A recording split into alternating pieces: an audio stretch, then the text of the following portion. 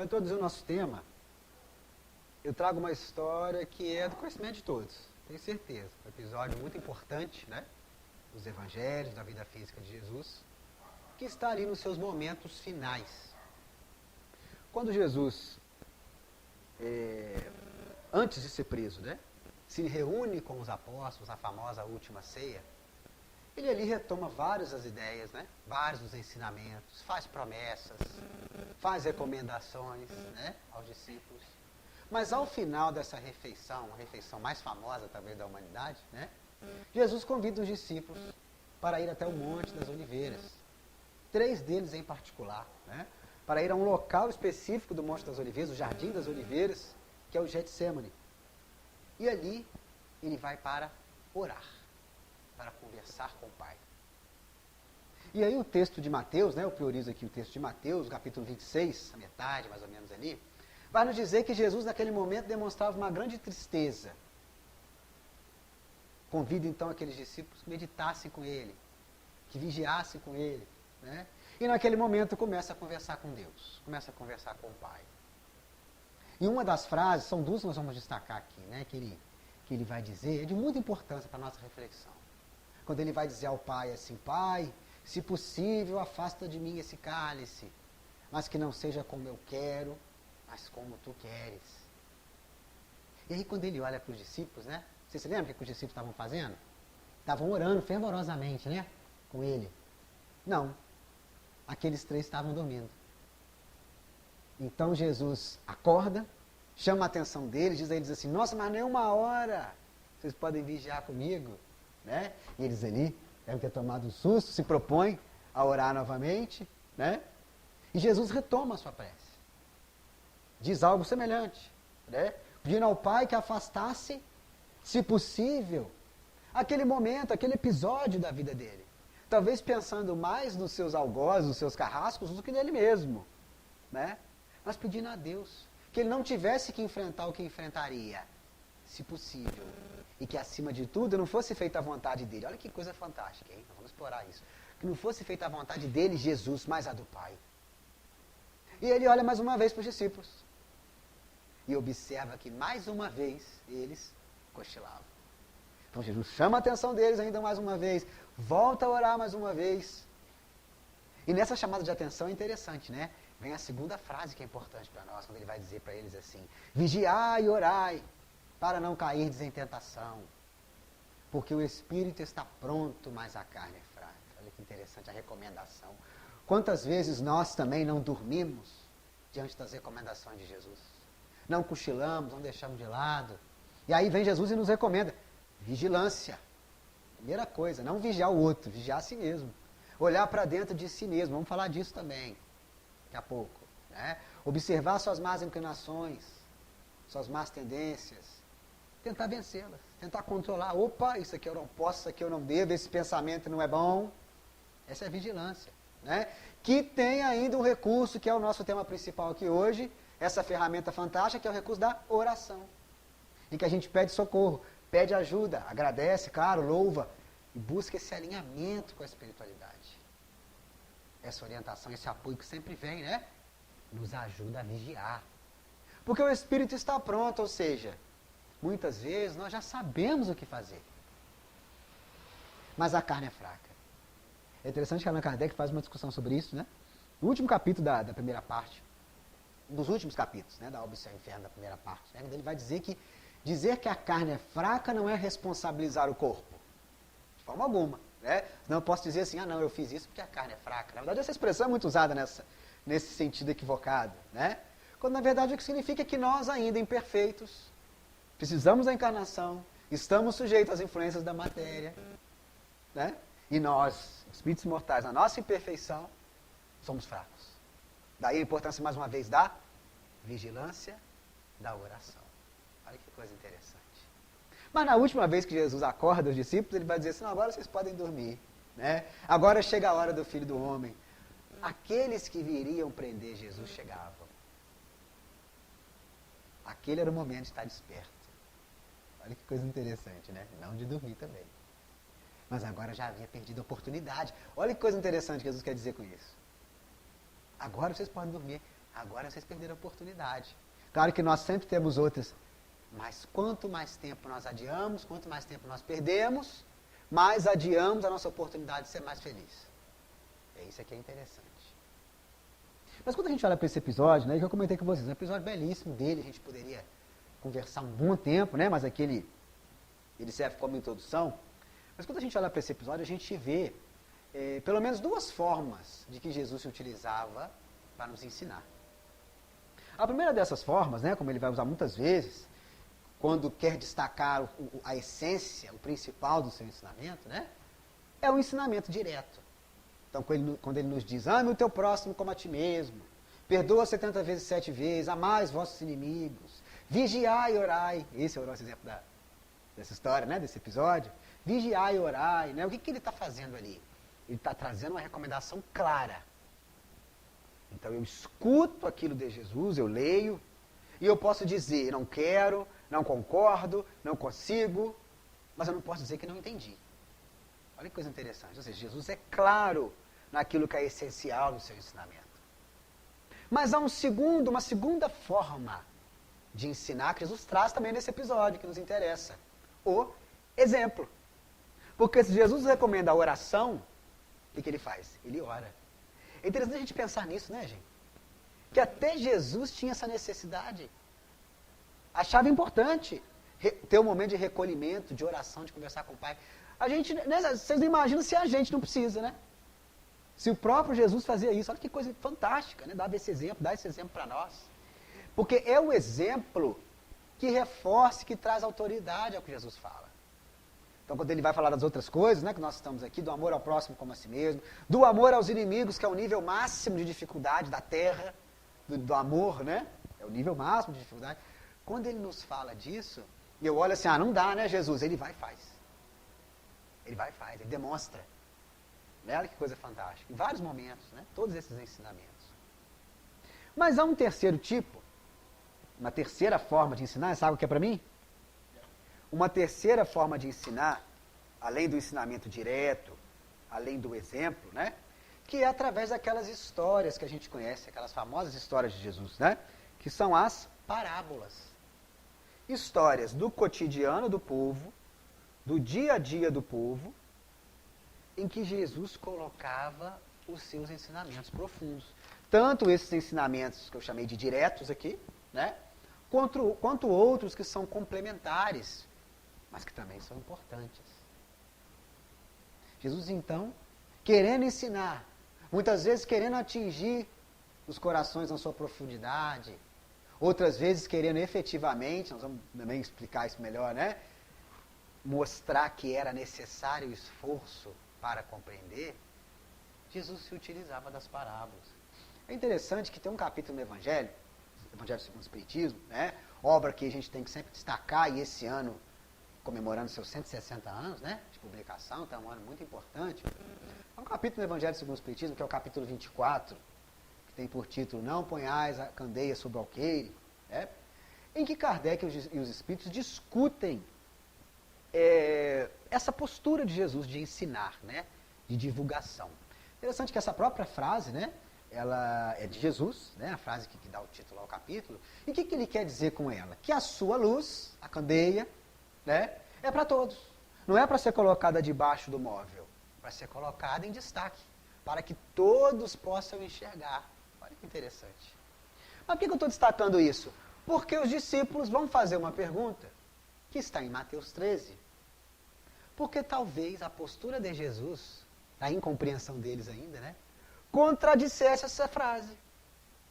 Porque se Jesus vai nos dizer que a luz é para todos, os discípulos vão perguntar para ele, mas Senhor, por que falas através de parábolas? Porque muitas das pessoas que escutam as parábolas não entendem. Olha que interessante a pergunta deles a Jesus. Kardec destaca esse trecho também nesse capítulo 24. Isso é o que ele quer discutir, né? Porque olha que coisa interessante. Se a leitura literal, vamos dizer assim, a história contada por Jesus era facilmente compreendida por todos, porque era a partir da cultura deles, a profundidade da história, que é o mais importante, muitas vezes não era. Então, quando Jesus contava a parábola do bom samaritano, todo mundo sabia o que era um samaritano. Todo mundo entendia. A parábola que nós vamos discutir hoje aqui, todo mundo sabia o que Jesus estava falando. A leitura literal, a história. Mas e a profundidade? Tinha gente que não entendia. Por que então Jesus falava parábolas? Isso aqui é legal. E ele vai dizer para os discípulos. Esse povo, falo parábolas porque esse povo vê e não entende. Escuta e não compreende. Olha que interessante. Porque o coração deles, ele faz uma citação de Isaías, né? Jesus cita Isaías, o profeta. Porque o coração deste povo se tornou insensível. E mais uma vez, né? Eles vão olhar, mas não vão enxergar. Eles vão ouvir, mas não vão entender, não vão escutar. Olha que coisa interessante. Quem está chamando a atenção? Para compreender as suas parábolas, é necessária a sensibilidade. Olha que interessante. E que sensibilidade que é essa? Isso que é legal, né? A gente tradicionalmente no Espiritismo divide em duas asas, né? Em dois aspectos. Na verdade são a mesma coisa. Estão ligados naturalmente, né? Um é um aspecto intelectual.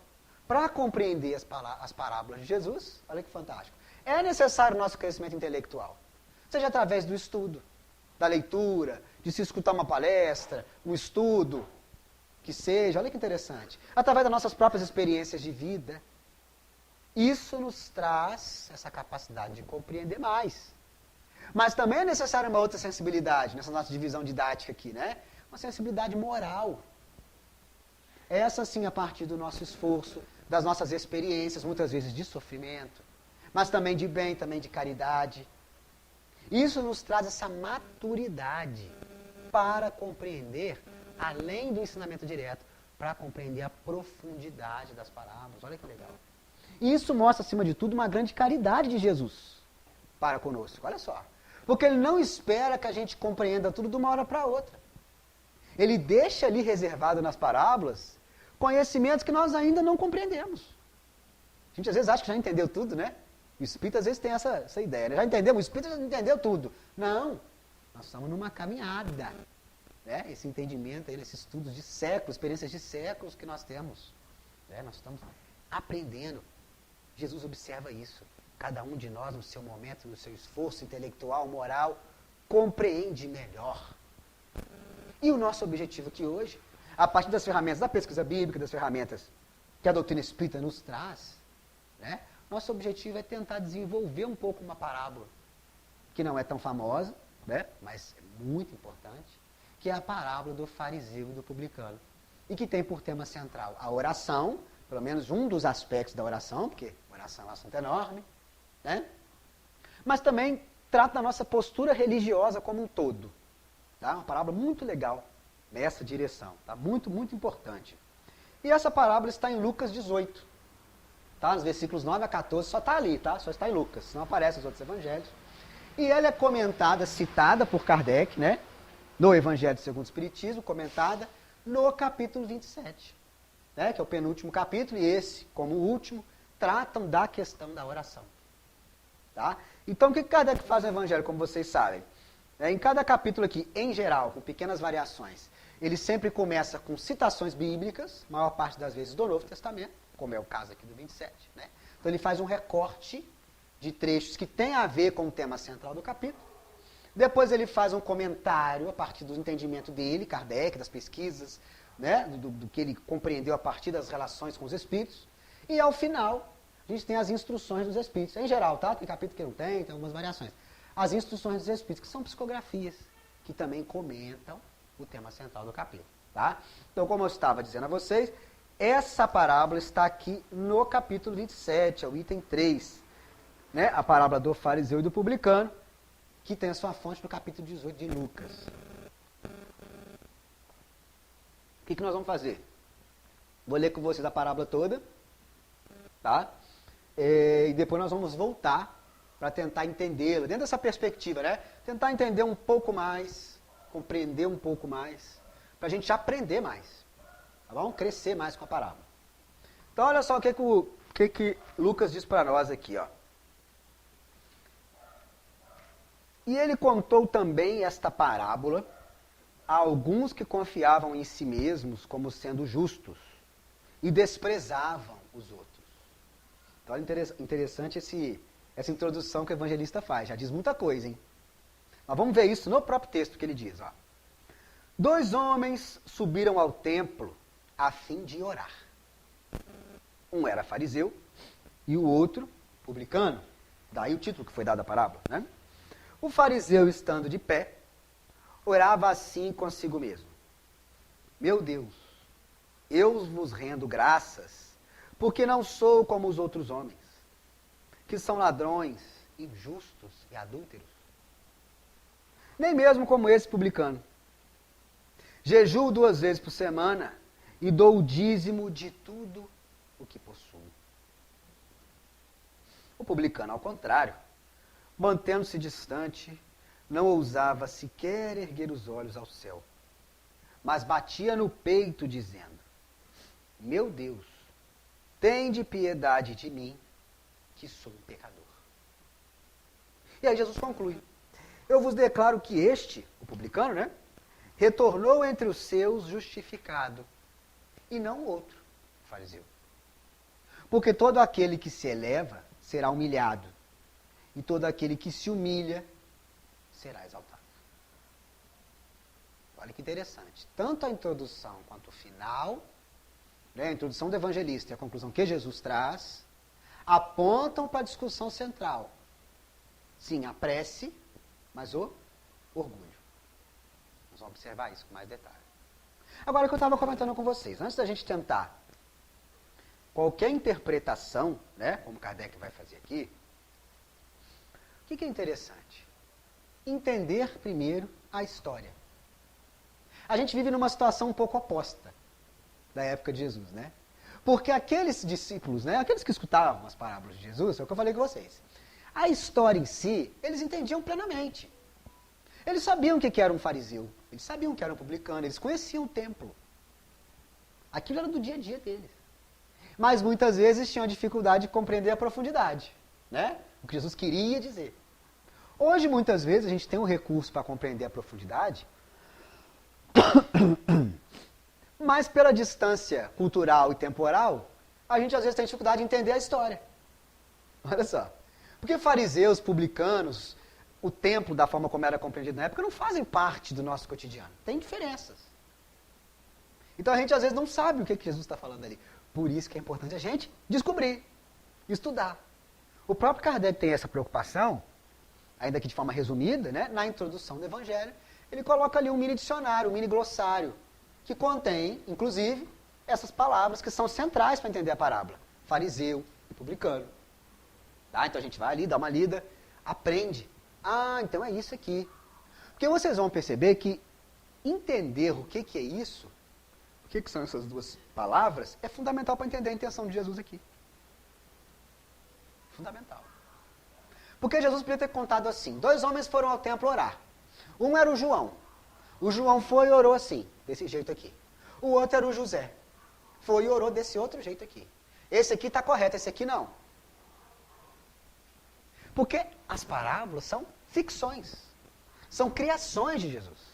São histórias que ele cria, que ele inventou, para nos ensinar. E se ele inventou, ele escolheu os personagens aqui. E ele escolheu com uma intenção. Um era fariseu, o outro era publicano. Então nós temos que entender o que é isso. Então vamos lá, vamos fazer isso. O que é o fariseu, né, à época de Jesus? Resumidamente, o que a gente tem ali é uma divisão dentro das lideranças religiosas dos judeus. Não uma divisão entre os judeus. Né? Uns 100, 100 e poucos anos antes de Cristo, os fariseus, esse grupo, inclusive essa palavra, na raiz dela, lá no hebraico, está a raiz da palavra separação, né?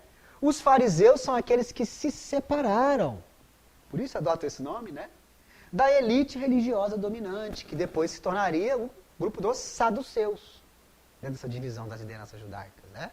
Os saduceus eram essa elite, que fornecia os sumos sacerdotes, né, as grandes lideranças ali da religião judaica, mas para este grupo que um século e meio antes se separou, esses saduceus não adoravam a Deus corretamente, não vivenciavam a religião corretamente, aceitavam influências gregas, estavam equivocados. Logo, esse grupo se separa. Esses são os fariseus. É interessante que esse tipo de postura sempre acontece na história das religiões, né? Sempre chega um momento que há um grupo que olha para o outro e diz assim: vocês estão errados, eu vou me separar. Né? É claro que isso também, as pessoas têm essa total liberdade e que isso tem benefícios muitas vezes. Né? Mas olha como é que esse tipo de coisa acontece, né, na história da religião. Então eles se separam com esse objetivo, com essa postura de serem os religiosos corretos. Nós fazemos o que é certo, vocês não. Mas já na época de Jesus, nós vamos observar isso nas próprias conversas que Jesus tem com os fariseus. O que a gente vai observar é que muitas vezes, em muitos deles, havia uma preocupação exagerada com o cerimonial, em cumprir as leis, o lavar as mãos, a roupa certa, a hora certa, a postura certa, o olhar certo, a palavra certa. Havia essa preocupação, muitas vezes de forma exagerada, em detrimento da preocupação central, ou seja, deixando de lado a preocupação essencial com as leis de Deus. Me preocupo com o cerimonial, que tem a sua importância, mas deixo de lado o que é central. Por isso Jesus vai dizer a eles, são víboras, né? São sepulcros caiados, por fora tem a aparência da limpeza, né? Mas por dentro guardam a podridão. Olha que coisa interessante. Daí a gente começa a entender, não sei se vocês estão lembrando, o porquê que Jesus escolhe o fariseu para fazer aquela oração. Mas nós vamos lembrar daqui a pouco. Nós vamos lembrar. Agora, nós temos fariseus importantes, né? Na história do cristianismo, porque a gente de forma alguma pode generalizar, dizer que todos os fariseus eram isso ou aquilo. Né? A gente tem Nicodemos, né, com quem Jesus vai ter uma conversa muito importante, que está lá em João, sobre a necessidade de nascer de novo. Né? Vocês devem conhecer. Nós temos Gamaliel, inclusive era membro do Sinédrio, como Nicodemos também, né? Do grupo ali central das lideranças judaicas em Jerusalém. Né? Gamaliel que aparece numa obra espírita muito famosa, e que tem por discípulo, né, um outro fariseu. Esse sim é o fariseu mais importante da história do cristianismo, né, que é Saulo, depois Paulo de Tarso, né, discípulo de Gamaliel, e a obra, né, a obra Paulo e Estevão, né, do Espírito Emmanuel por Chico Xavier, que desenvolve muitos episódios ali, que tem o seu resumo, vamos dizer assim, no livro Atos dos Apóstolos, né, do Novo Testamento. Então nós temos essas três figuras que são fariseus, né, que têm a sua importância. Mas quem eram os publicanos? Se os fariseus representavam na aparência o que era correto, o que era bom, os publicanos representavam o contrário. Pelo menos do ponto de vista da maior parte dos seus conterrâneos. Porque quem eram essas pessoas? Os publicanos, né? Ou melhor dizendo, o Império Romano, que dominava ali quase toda a Europa, o que a gente chama de Oriente Médio hoje, o norte da África, né? Dominava ali naturalmente a Palestina. O que o Império Romano fazia em alguns desses locais que ele dominava? Ele pegava pessoas do próprio povo para que trabalhassem para eles, para a administração pública, principalmente na cobrança de impostos. Aqueles dos judeus que cobravam impostos, recolhiam os impostos, eram os publicanos. Olha que coisa interessante. Tiravam dinheiro, entre aspas, né, porque estavam trabalhando ali para a dominação romana, né, não tinham muita escolha, mas sob o olhar dos seus compatriotas, vamos dizer assim, né, tiravam dinheiro dos judeus para dar ao inimigo. Olha que interessante. Muitos deles eram corruptos, sim, mas nem é essa a questão principal. A questão principal é esse trabalho. Ou seja, de, entre aspas, traição. Os publicanos eram considerados pessoas boas ou pessoas más? Eram as pessoas más, pessoas de má vida, pessoas equivocadas. Entendem agora, mais uma vez, a pergunta: por que Jesus faz essa escolha de personagens? O fariseu, como nós vamos ver, relendo aqui a prece dele, né? O fariseu tem o comportamento orgulhoso. Tem a aparência do religioso perfeito. Mas na sua própria prece declara uma postura contrária às leis de Deus. Enquanto o publicano, que na sua aparência, do ponto de vista dos outros, é uma pessoa ruim, no seu momento de orar, pelo menos é como diz Jesus, né, se comporta de forma adequada. Jesus está trabalhando aí, gente, a questão da aparência, a questão do preconceito, a questão de como muitas vezes, como os fariseus, nós priorizamos o que aparece, o que se destaca, o que é cerimonial, logo o que é mais fácil, e deixamos de lado o que realmente interessa. Então olhamos para alguém e dizemos assim: ah, mas aquela pessoa é assim, ela se veste assim, ela é assim. E não. Né? Já aquela ali, aquela é boa. Que aquela tem isso, aquela tem aquilo. Nós ainda somos assim. E Jesus já nessa época está chamando a atenção para isso. Como ele faz com a figura do samaritano. Na parábola do bom samaritano que nós citamos. Isso é legal. Né? O samaritano, também mal visto pelos judeus, é o herói da parábola. Então olha que Jesus está trabalhando em coisa legal. Também, entre outras coisas aqui, né? Essa questão da aparência. Se a gente não sabe o que é fariseu e o que é publicano, percebam que esse detalhe, que é importantíssimo, fica de fora, a gente perde. Né? Mas sabendo, fica mais interessante o texto. Né? Mas agora vamos fazer o seguinte, agora que a gente já sabe, já tem uma base legal para isso, a gente pode voltar nas orações deles. Entender quais são os equívocos do fariseu, quais são os acertos do publicano. Vamos fazer isso? Olha só. Vamos ler a parábola, só o trecho de um, depois o trecho do outro, né? 2 homens subiram ao templo para orar. Um era fariseu e o outro publicano. O fariseu, estando em pé, orava assim consigo mesmo. Meu Deus, eu vos rendo graças porque não sou como os outros homens, que são ladrões, injustos e adúlteros. E nem mesmo como esse publicano. O publicano estava quieto ali no canto dele. Sobrou para ele. Jejuo 2 vezes na semana e dou o dízimo de tudo o que possuo. Essa é a oração dele. Olha que interessante. O texto vai nos dizer, né, que ele está de pé. Isso não tem nada demais, tá? Era a postura mais adequada para se fazer a oração no templo, sim, tá? Que ele orava assim com ele mesmo, ou seja, em pensamento. Um detalhe interessante, que não vai mudar tanto a nossa discussão aqui, né, é que alguns que discutem essas traduções, né, vão dizer que talvez esse consigo mesmo não seja a tradução correta, não. Talvez ele tenha feito essa prece para todo mundo ouvir. O que piora a situação dele, né? Piora a situação, mas isso não é fundamental para nós. Mas olha que interessante o que ele vai dizer. São 3 aspectos aqui, todos filhos de uma mesma palavrinha que eu já disse, que é o orgulho, né?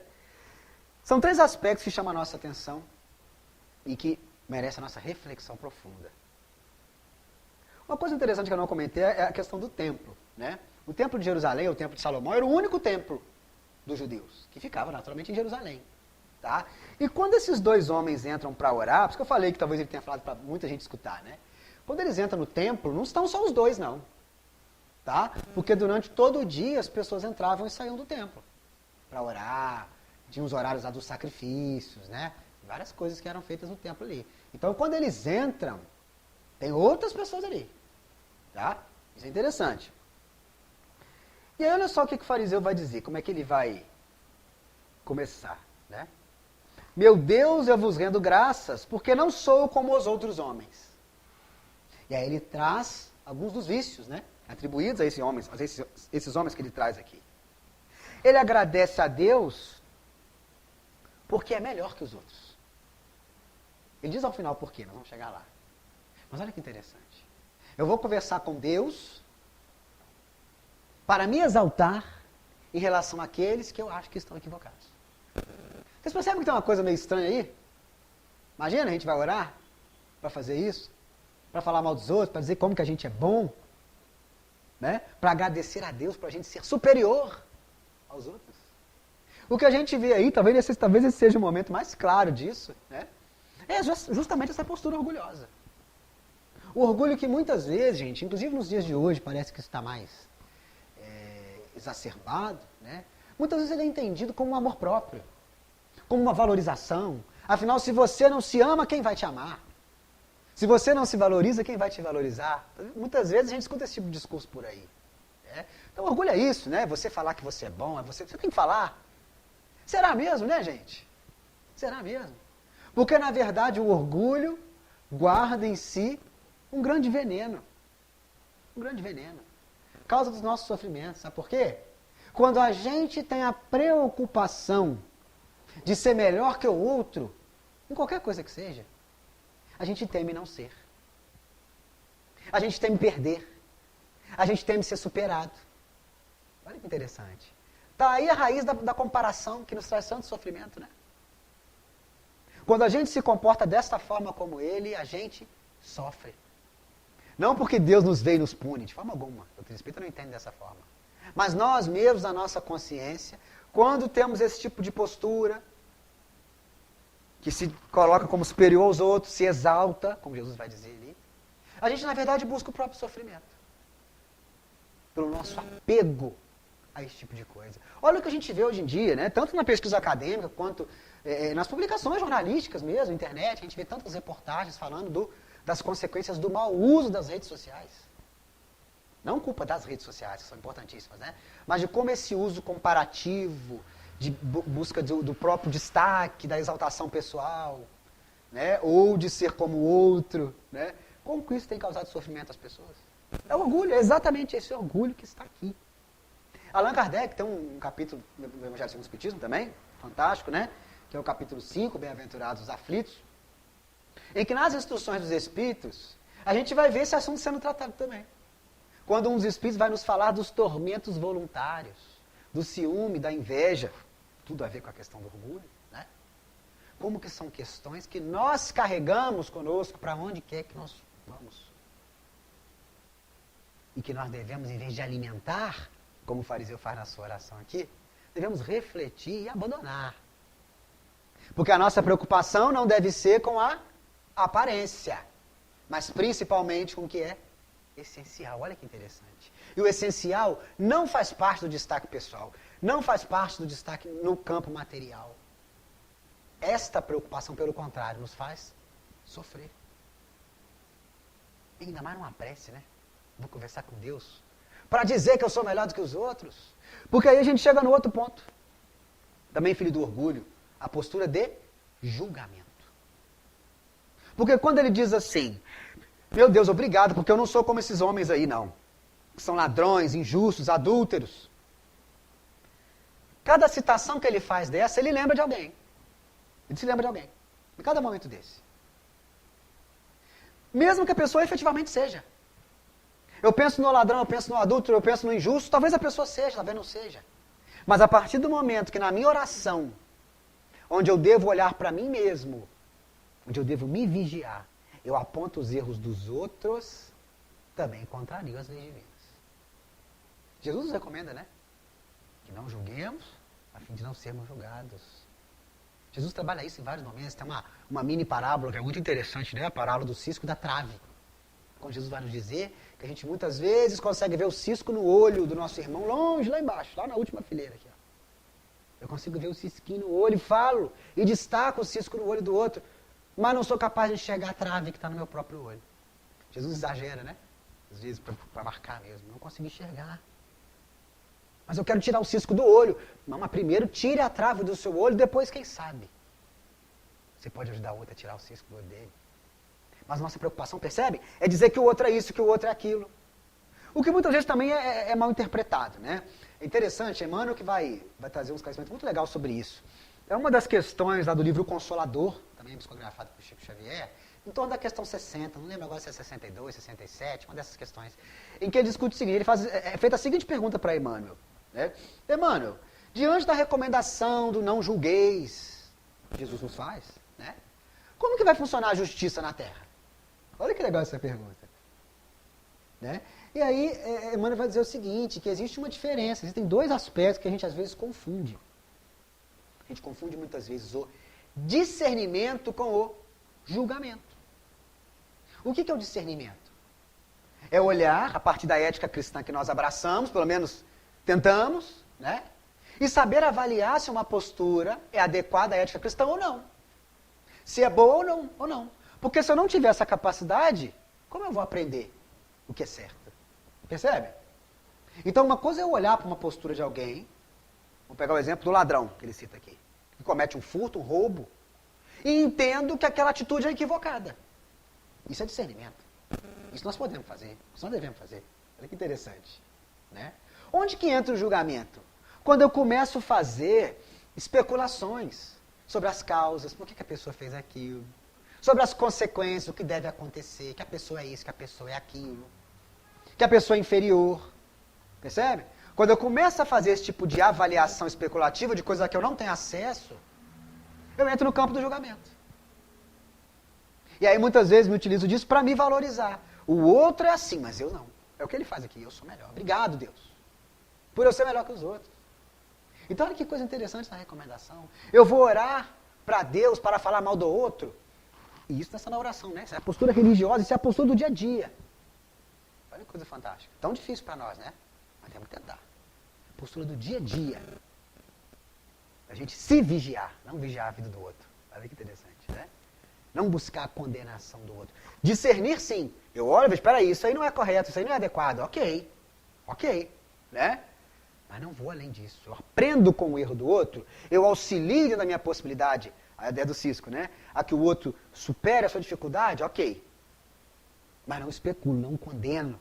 Olha que legal. E é aí que entra o julgamento. Né? Mas por fim, na oração dele, a gente vê o porquê ele se acha tão melhor assim que os outros. Não sei se você se lembra, ele vai dizer: jejuo 2 vezes na semana e dou o dízimo de tudo que tem. Viu, Deus? Eu sou o cara. Eu sou melhor que esse pessoal tudo aí. Olha que coisa legal. Aí eu pergunto para vocês: há algum problema? Será que Jesus está apontando problemas em se fazer jejum e em dar o dízimo? Será que o problema é esse? É o que nós estávamos conversando antes, né? Será que é um problema jejuar? Problema nenhum, gente. Podem jejuar. A tradição cristã, judaica, islâmica, muita gente faz jejum. Não tem problema nenhum. Né? É até importante que a gente junte a esse jejum o jejum de outras coisas também, não só do alimento, né? Mas dos pensamentos negativos, da maledicência, dos julgamentos, do ódio, da raiva, da mágoa. Se a gente conseguir fazer um jejum do alimento junto com essas coisas, melhor ainda. Não tem problema nenhum. Em relação ao dízimo, será que é um problema contribuir com o templo religioso? Com a instituição religiosa ou não religiosa, voltada ao bem, do trabalho voluntário? Será que é um problema fazer isso? Claro que não, pelo contrário. É muito importante que a gente, enquanto espíritas, em qualquer religião ou organização não religiosa voltada ao bem, né, é importante que cada um, na sua possibilidade, contribua sim financeiramente. Isso não é problema, isso é uma necessidade. Conta de luz, conta de água, limpeza, manutenção, acidentes que acontecem, né, precisam ser consertados, estraga o equipamento eletrônico, tem que ser consertado. Né? É fantástico a comunidade poder se juntar e contribuir. Ou seja, não é um problema do fariseu isso. Qual que é o problema, gente? É achar que isso é suficiente.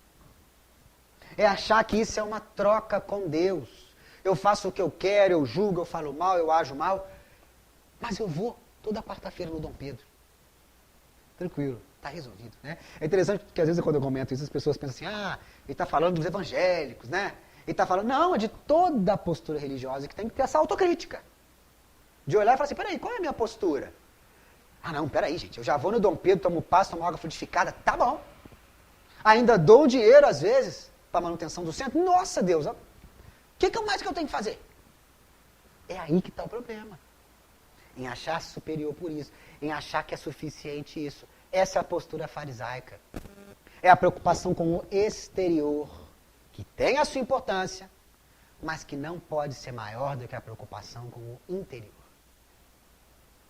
Com a postura, né, essencial das leis de Deus, das recomendações de Jesus. Isso que tem que ser mais importante. Não adianta eu ter toda essa postura adequada dele, se no meu coração eu não guardo as leis de Deus. No sentido de tentar, né, gente? Não estou dizendo aqui que temos que ser perfeitos. Nessa tentativa constante. Olha que legal. Allan Kardec, nesse capítulo 27 do Evangelho, ele faz isso também, ele retoma essa discussão, tá? Mas ele começa lá no Livro dos Espíritos, a terceira parte, ali de adoração, capítulo 2, a terceira parte, né? A discutir essa questão da postura religiosa. Da postura cerimonial, da postura na própria questão da prece, né? Ali ele tem uma discussão interessante, né? Tem uma questão lá que é a 653, que ele pergunta o seguinte aos espíritos, Kardec, né? Ele pergunta assim aos espíritos: a adoração exterior a Deus é necessária? Olha que legal. O que isso quer dizer? Para adorar a Deus, é necessário posturas de mão, de corpo, oferendas, imagens, danças, velas, algum tipo de postura exterior. Isso é necessário para adorar a Deus. E os espíritos não vão dizer sim nem não. Mas eles vão chamar a atenção, no meio da resposta lá, para o fato de que a verdadeira adoração é a do coração. o que a gente estava falando antes. Olha só que legal. Mais importante que os atos exteriores, nós vamos ver se eles têm importância ou não, mas mais importante que os atos exteriores são os atos interiores. O que não os desvaloriza. No item A dessa questão, Allan Kardec faz uma pergunta levemente diferente. Se no início ele perguntou se é necessário, agora ele pergunta se é útil. A adoração exterior é útil? Olha que coisa fantástica. E às vezes as pessoas pensam assim, claro que não. Claro que não. Mas os espíritos vão dizer sim. Se não for simulação, fingimento, um vão simulacro, né, a expressão que mais aparece nas traduções em português, se não for fingimento. Ou seja, se há coração, se há sentimento real no jejum, no dízimo, né, em qualquer outra postura que se tem, aquilo é válido. Se não há sentimento, aquilo por si só não funciona. Pegando outro exemplo, religioso, tradicional, né? Ainda que nós espíritas, claro, cada um pode fazer o que quiser na sua casa, né? Mas que nós espíritas em geral não façamos. Vamos pegar o exemplo do religioso que acende vela. Então, olha que coisa interessante. O religioso, por exemplo, o universo católico tem isso, né? Então, o religioso, ele tem um parente, está doente. E ele vai acender uma vela. E faz uma oração para aquele parente. Se, quando ele acende a vela, ele faz uma oração com coração sincera, aquilo tem utilidade para ele?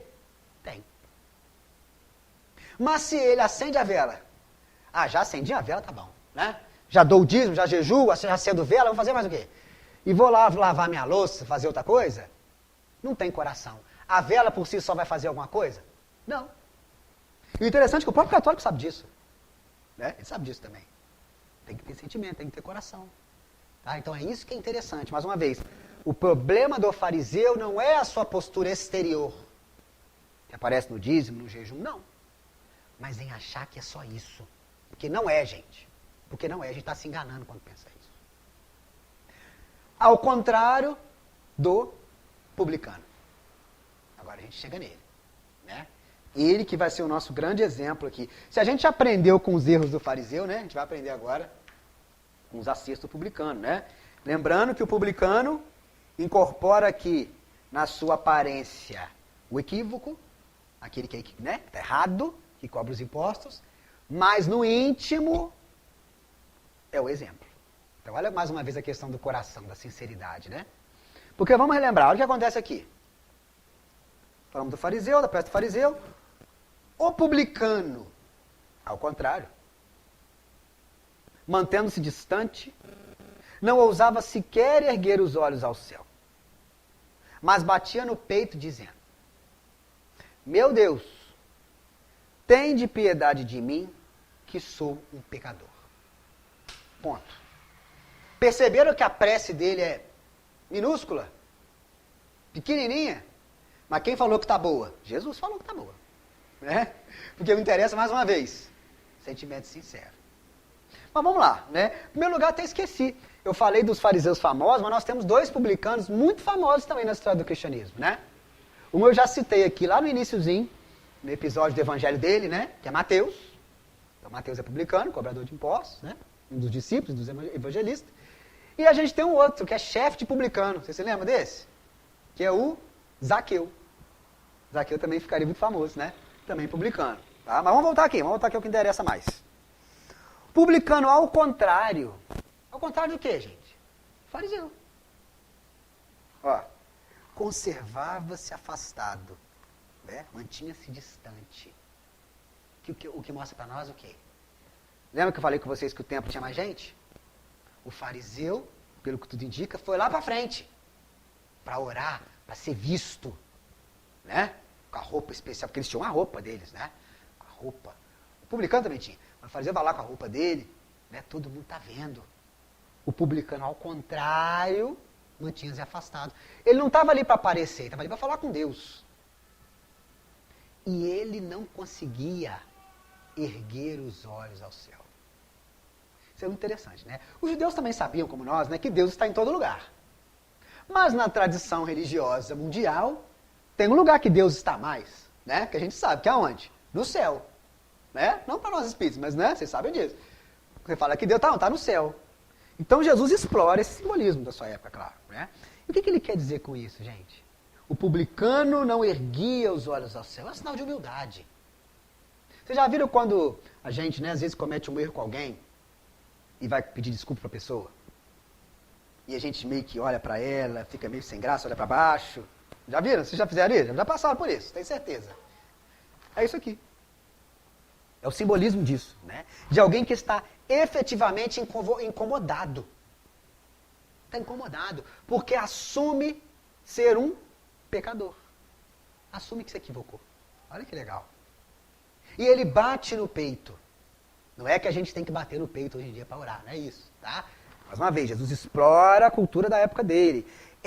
Faz parte da adoração religiosa judaica, eu não sei ainda hoje, tá? Mas na época de Jesus, esse tipo de performance, né? Então bater no peito, a gente vê no Antigo Testamento rasgar roupa, pegar areia no chão e jogar na cabeça. Tem coisa que parece que é brincadeira, mas não, eles faziam, tá? Porque isso mostra ênfase. Também não é fingimento, tá? É ênfase, se bater no peito. Ele realmente quer falar com Deus. Ele realmente está arrependido.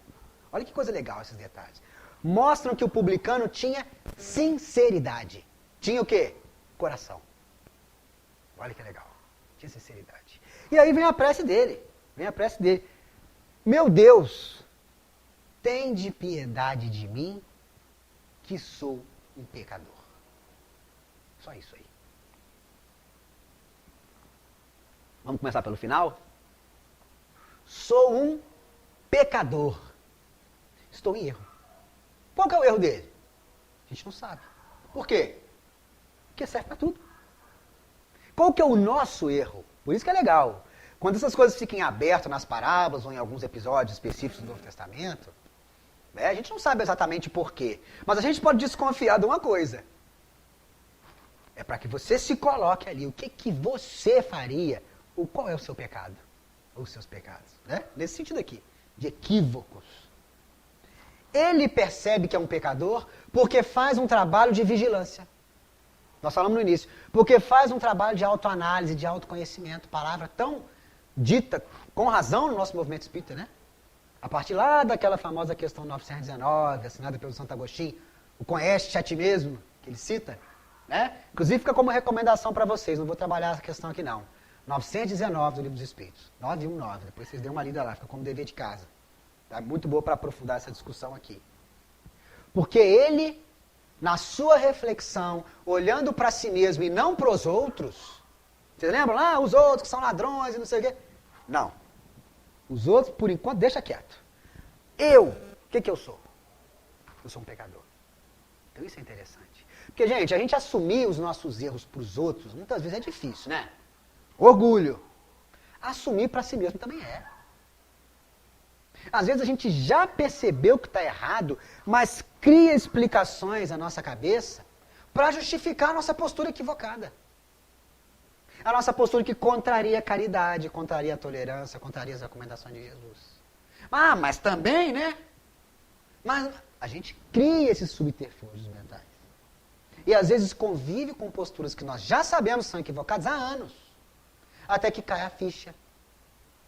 Pelo sofrimento, pelo amor, pelo estudo, pelo aprendizado, né? São várias as formas que Deus nos dá de cair a ficha, né? A gente perceber. Cair em si, como filho pródigo. Aí a gente percebe, opa, estou errado esse tempo todo. Estou errado esse tempo todo. Há quantos anos eu faço essa coisa que incomoda esta pessoa? Há quantos anos eu faço esta coisa que ofende aquela outra pessoa? Ou que faz mal para o meu corpo? Ou, né, poderia citar vários exemplos aqui. Reconheço que estou em erro. Esse é o exemplo que ele traz. O fariseu em nenhum momento fala dos próprios erros. Sabe que ele não tinha? Mas o publicano só fala do próprio erro. Olha que coisa fantástica. E o que ele faz? Ele vai ao templo.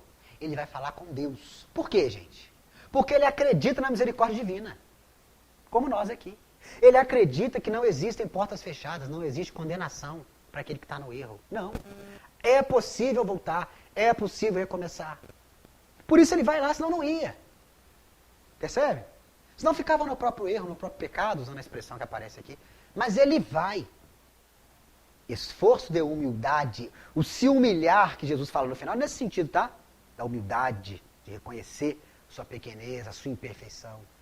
Faz o caminho de volta, tem coragem coragem, olha essa palavrinha também importante para os dias de hoje, de voltar, de buscar Deus. Como faz o filho pródigo. Né? Essa palavra mais famosa, né? Aquele filho, contando bem resumidamente aqui, parcialmente, né? Aquele filho que pede adiantamento de herança ao pai, recebe, gasta toda aquela herança, passa fome, sofre e percebe que a vida ao lado do pai era melhor. Olha que fantástico. Cai em si, aí ele faz o caminho de volta. Isso tudo está resumido na oração do publicano aqui da nossa história. Ele faz o caminho de volta. E aí tem algo interessante, né? Ele acredita na misericórdia divina. Ele pede piedade, ele pede perdão a Deus pelo seu pecado e pelas suas faltas. E aí a gente volta ao livro dos Espíritos mais uma vez. Naquele mesmo capítulo da terceira parte, o capítulo 2 da lei de adoração, tem uma questão muito legal ali, que é a 661. Ali Kardec pergunta o seguinte aos Espíritos. É útil pedir perdão a Deus pelas nossas faltas? É isso aqui que a gente quer saber. Serve para alguma coisa eu pedir perdão a Deus pelas minhas faltas? E os Espíritos vão dizer assim, olha, resumidamente, né? Deus conhece as suas faltas, sabe os seus equívocos, conhece você. Só existe um jeito de você obter esse perdão. Eles falam qual que é lá. Só tem um jeito de obter esse perdão. Mudança de conduta. Olha que fantástico. Porque esse perdão, a gente diz isso, né? Perdão de Deus, ainda que a nossa compreensão de Deus seja muito pequena, né? Mas esse perdão de Deus é também um auto-perdão. Olha que legal. Também, tá? Não apenas. É também um auto-perdão. De se reconhecer diferente, reconhecer que errou, mas que pode mudar, mas que é outra pessoa. E isso só vem quando a gente muda a nossa conduta. Porque é isso que permite a nossa consciência olhar para trás e dizer assim, eu fiz besteira, mas eu não sou mais aquela pessoa. Olha que legal isso. É isso que traz paz pra gente. É isso que traz paz pra consciência. É isso que traz o perdão. Olha que fantástico. É você mudar, é você olhar para si mesmo e dizer assim, eu mudei, eu não sou mais aquela pessoa. Eu fiz esse caminho de volta. Porque é aí que está a grande graça divina. As tradições religiosas cristãs, né, quando elas vão discutir essa questão da graça, elas entendem muitas vezes como esse perdão absoluto, como esse perdão gratuito. Quando no entendimento espírita, a grande graça divina, gente, é a eterna oportunidade do recomeço. Não é o fazer por nós, não é o Deus, me perdoe, pronto, está perdoado. Não funciona desse jeito. Olha que legal. Não é algo mágico. A grande graça divina está nessa oportunidade de eu olhar para mim mesmo e me vigiar, me observar, perceber que estava em erro e olhar que acabou tudo e pensar que não tem mais porta aberta. Não, pensar o contrário. A misericórdia de Deus é infinita. Eu posso exercitar isso, eu posso trabalhar isso, eu posso me modificar, olhar para trás e dizer assim, opa, sou outra pessoa. E aí eu me sinto em paz. Me sinto em paz. Né? Eu falei de Santo Agostinho aqui, até para a gente encerrar, só contar uma história dele, Santo Agostinho encarnado mesmo, né? Isso no século IV, V. Tem um tempinho, né? Que ele teve essa encarnação importantíssima, né? Na elaboração do cristianismo nascente, né? Da teologia católica à época, né? E o Santo Agostinho tem um livro que ele é muito popular, até, que é a sua autobiografia, que se chama Confissões. Inclusive é fácil de encontrar, né? Tradução em português. E é um livro muito legal. E ali ele conta, entre muitas outras coisas, o seu processo de conversão. Porque ele vai dizer, né, ele se torna cristão aos 30 anos, mais ou menos. E ele conhecia o cristianismo antes, pessoa muito culta, né? E ele tinha uma vida, segundo ele, muito boêmia. E dizia para si mesmo, eu nunca vou ser cristão. Porque eu nunca vou deixar de fazer essas coisas que eu amo fazer. E a gente sabe, imagina que tipo de coisa que é. Né? Eu amo fazer essas coisas aqui. Não vou ser cristão nunca. Mas o tempo foi passando. Ele teve várias experiências, algumas bem dolorosas, né? Ele se torna cristão. Até a partir de um episódio mediúnico. Vou deixar a curiosidade em vocês, se vocês procurarem saber. Um episódio mediúnico, assim, que é a virada de chave para ele. Né? Inclusive a partir de uma leitura de um trecho de Paulo, das cartas de Paulo, que também tem um episódio mediúnico, né? No seu processo, longo processo ali de mudança. E o Santo Agostinho, voltando a ele aqui, ele se torna cristão. Ele abandona, vai aos poucos lutando contra aquilo, né? E passa um tempão, sei lá, uns 10 anos assim. Aí ele olha para trás e faz uma pergunta diferente. Ele olha para trás e diz assim, gente, como é que eu gostava de fazer aquelas coisas? Olha que coisa fantástica. Anos antes ele não sabia como ia deixar de gostar. pelo seu esforço pessoal, já não sabia mais como que gostava. Por que eu estou chamando atenção para isso, gente? Para mostrar que é possível deixar para trás, com humildade, com coragem, com esforço, os nossos problemas, os nossos equívocos do passado. É possível superar isso. Precisa de tempo. Mas não um tempo mágico. Um tempo carregado de sacrifícios, de esforço, de vigilância, de oração.